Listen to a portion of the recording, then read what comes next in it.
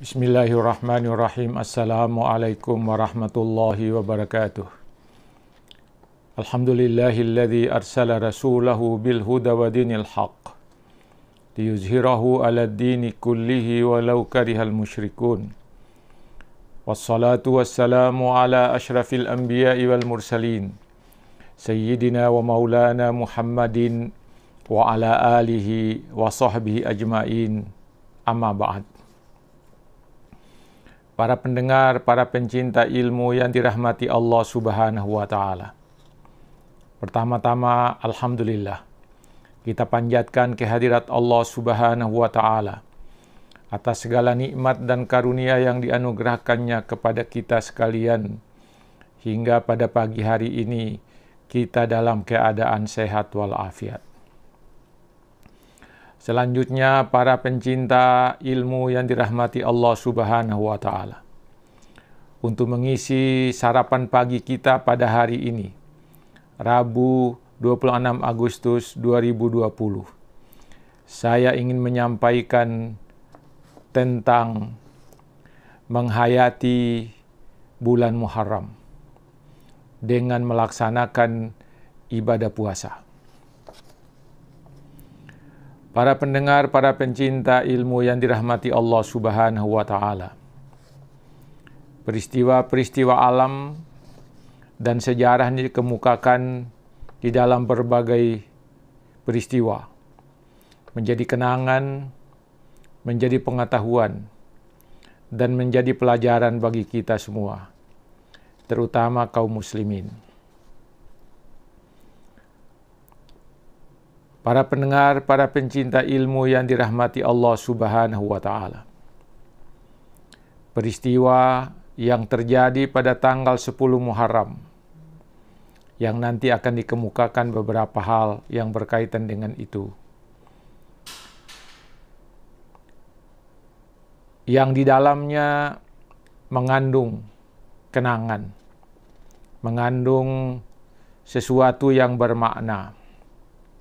Karena pada tanggal 10 Muharram itu, salah satunya adalah di mana Nabi Musa dan kaumnya diselamatkan oleh Allah dari para musuhnya.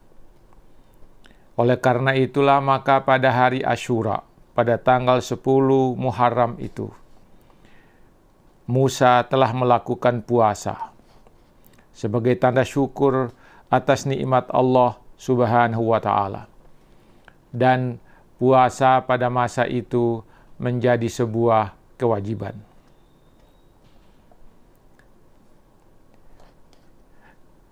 Kewajiban berpuasa pada 10 Muharram itu telah dilakukan secara turun-temurun hingga orang-orang Yahudi yang menjadi umat para nabi-nabi sesudah Nabi Musa.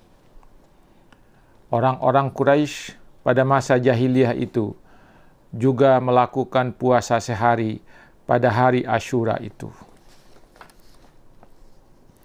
Rasulullah sallallahu alaihi wasallam menyatakan bahwa puasa Asyura itu akan menghilangkan dosa yang telah terjadi dalam setahun.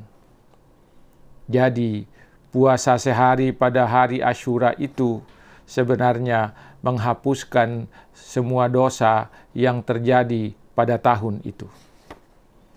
Hal ini dinyatakan oleh Rasulullah dalam sebuah hadisnya. Saumu Asyura kaffaratu sanatin, kata Rasulullah. Puasa pada hari Asyura itu menghapuskan semua dosa selama setahun. Wa saumu Arafata kaffaratu sanataini madiyatin wa mustaqbilatin. Puasa Arafah yang dilakukan pada tanggal 9 Zulhijjah itu menghapuskan dosa selama 2 tahun, yaitu dosa yang telah lalu dan dosa setahun yang akan datang. Para pendengar, para pencinta ilmu yang dirahmati Allah Subhanahu wa Ta'ala. Nabi Muhammadin sallallahu alaihi wasallam dan para pengikutnya telah melaksanakan puasa pada hari Asyura itu sejak mereka berada di Mekah, hingga mereka berhijrah ke Madinah. Bahkan ketika berhijrah ke Madinah, Nabi Muhammad masih menemukan orang-orang Yahudi yang tinggal di Madinah pada waktu itu berpuasa pada hari Asyura itu. Tetapi setelah diturunkan oleh Allah perintah berpuasa pada bulan Ramadan dengan turunnya ayat 183 sampai 185 surah Al-Baqarah, maka mulai saat itulah puasa hari Asyura itu tidak diwajibkan lagi. Yang diwajibkan kepada kaum muslimin hanyalah berpuasa pada bulan Ramadan. Puasa Asyura ketika itu disunnatkan oleh Rasulullah sallallahu alaihi wasallam. Hal ini didasarkan pada hadis riwayat Ibnu Abbas, di mana Ibnu Abbas mengatakan bahwa setelah Rasulullah sallallahu alaihi wasallam datang di Madinah, beliau masih melihat orang-orang Yahudi berpuasa pada hari Asyura 10 Muharram itu. Faqala lahum, lalu Rasulullah bertanya kepada mereka, "Ma hadzal yaumul ladzi tasumunahu?" Hari apa gerangan pada hari ini sehingga kalian melakukan berpuasa, sehingga kalian berpuasa pada hari ini? Qalu, mereka menjawab, "Hadza yaumun salihun." Hari ini adalah hari yang baik. Hadza yaumun najjallahu fihi bani Israil min aduwihim. Karena pada hari ini Allah menyelamatkan Bani Israel dari musuh mereka. Fasamahu Musa alaihi salam. Lalu Musa berpuasa pada hari Asyura itu. Faqala Rasulullah sallallahu alaihi wasallam. Rasulullah SAW lalu mengatakannya, "Ana ahaqqu bi Musa minkum." Aku lebih berhak dengan Musa daripada kalian.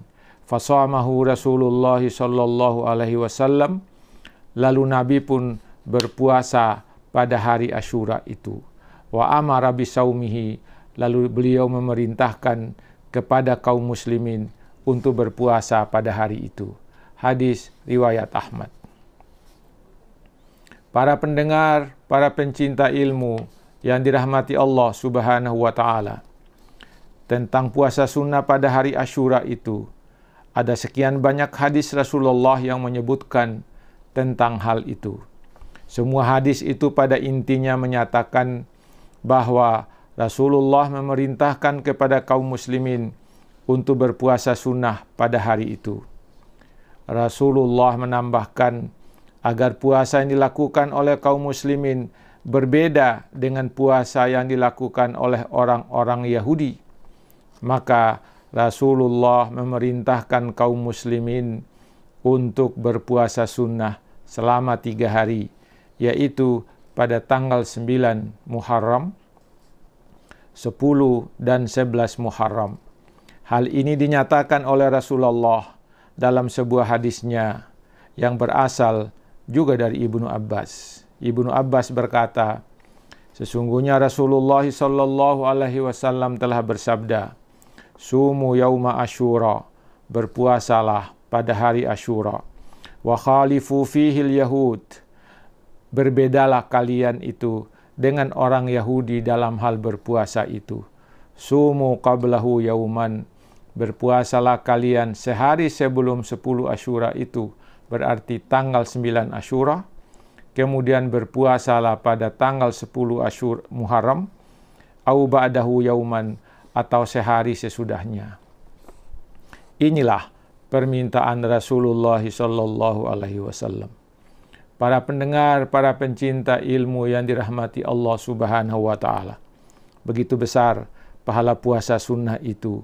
Nilai puasa itu dapat menghapuskan dosa-dosa setahun. Berpuasalah pada hari itu agar engkau mendapatkan pahala puasa itu dan dosamu setahun itu akan dihapuskan oleh Allah Subhanahu wa taala. Para pendengar, para pencinta ilmu yang dirahmati Allah Subhanahu wa taala. Semoga uraian ini dapat menjadi sarapan pagi rohani kita pada hari ini, hari Rabu tanggal 26 Agustus 2020. Semoga ada manfaatnya bagi kita sekalian. Lebih dan kurangnya mohon dimaafkan. Assalamualaikum warahmatullahi wabarakatuh.